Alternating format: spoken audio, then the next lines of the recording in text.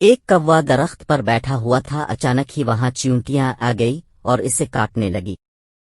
کوا اڑ کر ایک دیوار پر بیٹھ گیا، وہاں ایک خرگوش آ گیا اور کوے سے بولا، یہ میرا گھر ہے، تم کالے اور بھدے ہو۔ کوے نے بولا، میں یہاں رہنے نہیں آیا۔ کوا اڑتا ہوا ایک درخت پر جا بیٹھا۔ وہاں اس نے دیکھا ایک عقاب اڑتا ہوا آیا اور اپنے پنجوں سے ایک بھیڑ کے بچے کو اٹھا کر لے گیا۔ بے وقوف کوے نے سوچا، ارے واہ، میں بھی اسے ہی کروں گا، یہ کون سا مشکل کام ہے۔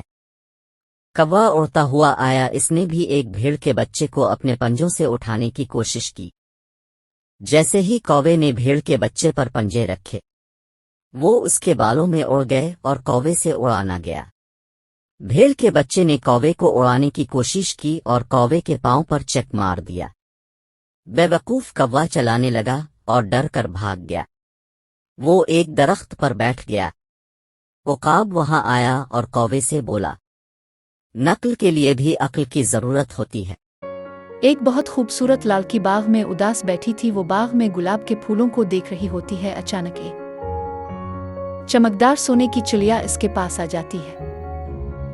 لڑکی اس سے پوچھتی ہے، تم کون ہو اور یہاں کیا کر رہی ہو؟ سونے کی چڑیا کہتی ہے، میں ایک عام چڑیا ہوں، ایک دفعہ میں ایک دوست کی طرف گئی تھی، واپسی پر جنگل کے راستے سے آ رہی تھی کہ ایک جنگل کی پری نے مجھ پر جادو کر دیا اور مجھے سونے کا بنا دیا۔